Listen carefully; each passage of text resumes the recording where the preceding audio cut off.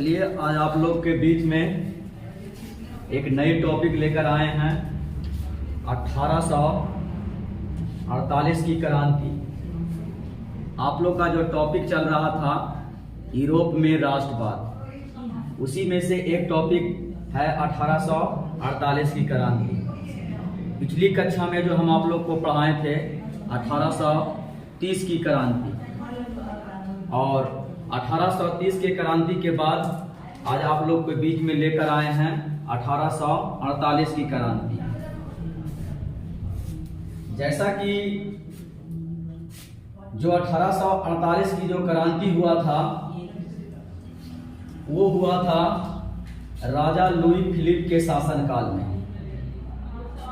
राजा Louis Philippe के शासनकाल में 1848 की क्रांति हुआ था।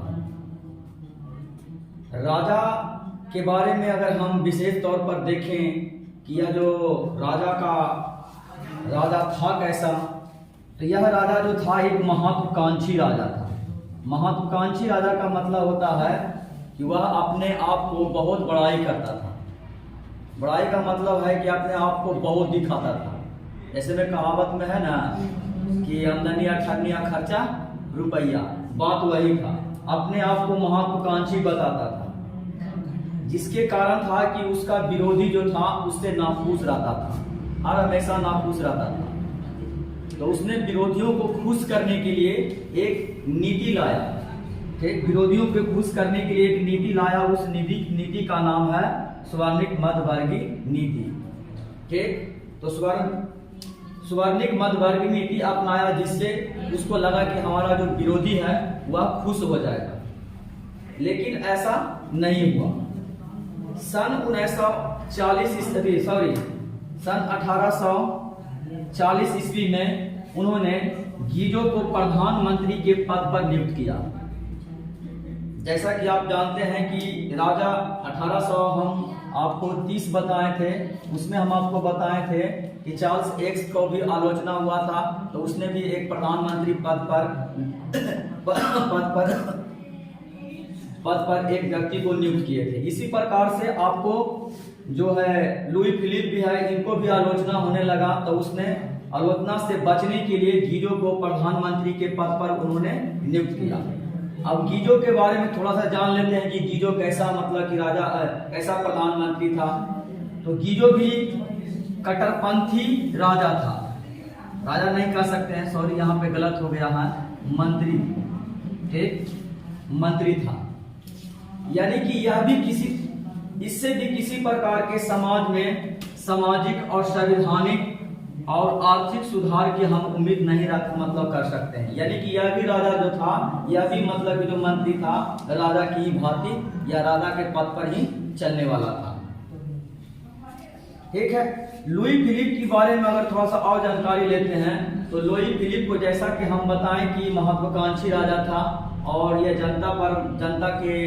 जनता को मतलब देखना ही नहीं चाहता था, समझ लीजिए एक तरह से। ठीक, यह पूंजीपतियों के साथ रहना पसंद करता था।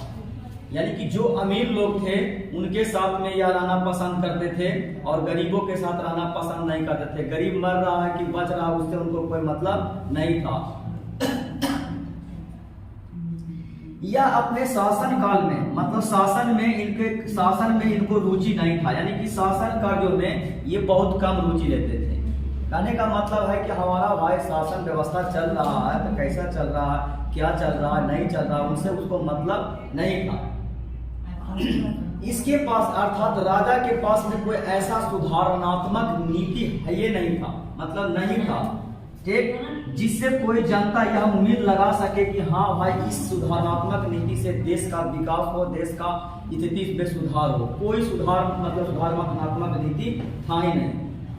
इसके शासन काल में अर्थात लुई फिलिप के शासन काल में और ये आपका गीजो प्रधानमंत्री के शासन काल में, दोनों के काल में हम कह सकते हैं कि दोनों के काल में बेरोजगारी और भूखमरी की नौबत आ गया। मतलब बेरोजगारी और भूखमरी चरम सीमा पर पहुंच गया, जिसके कारण है कि लोग त्राहिमाम मचाने लगे। ठीक, गीजो को भी वही आलोचना होने लगा जो पहले मतलब कि जो लुई फिलिप को हो रहा था। यानी कि कह सकते हैं कि राजा मतलब अपने आप को स्वार्थी समझता था, इस मतलब जनता पर कोई ध्यान नहीं देता था। 22 फरवरी 1848 ईस्वी को फ्रांस की राजधानी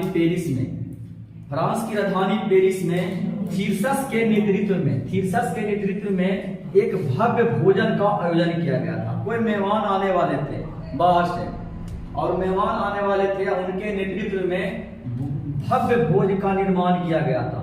ठीक, यहाँ जनता जो है बेरोजगारी और भूखमरी से मर रहा है, और राजा को मतलब 56 पकवाने मतलब जो रहा है।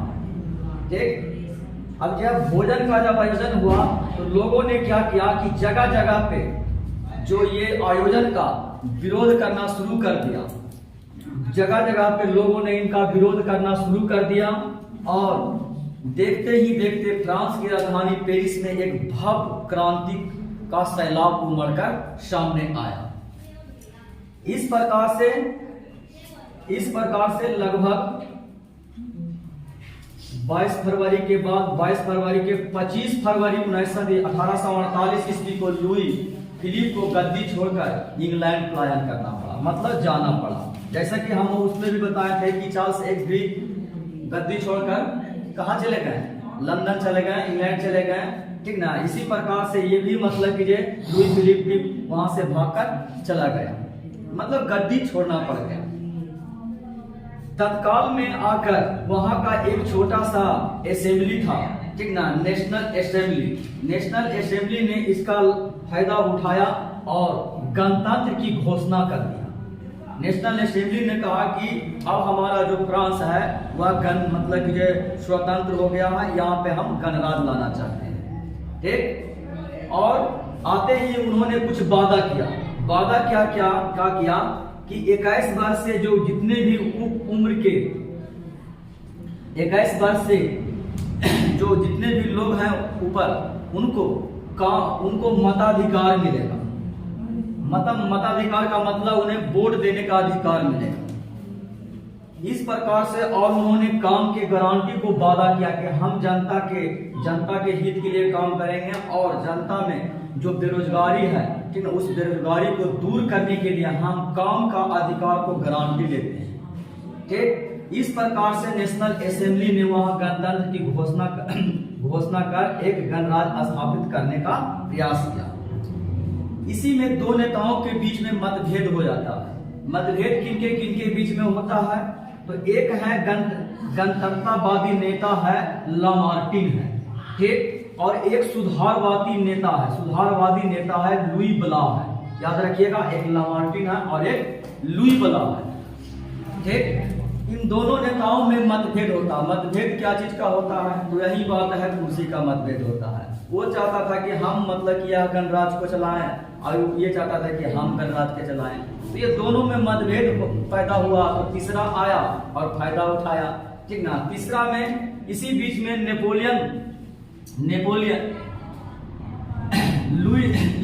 फ्रांस का क्या बना राजा। यहाँ पे देखिएगा नेपोलियन है। नेपोलियन से ये मत समझिएगा कि नेपोलियन वो वाला नेपोलियन, वो नहीं, लुई नेपोलियन फ्रांस का राजा बना।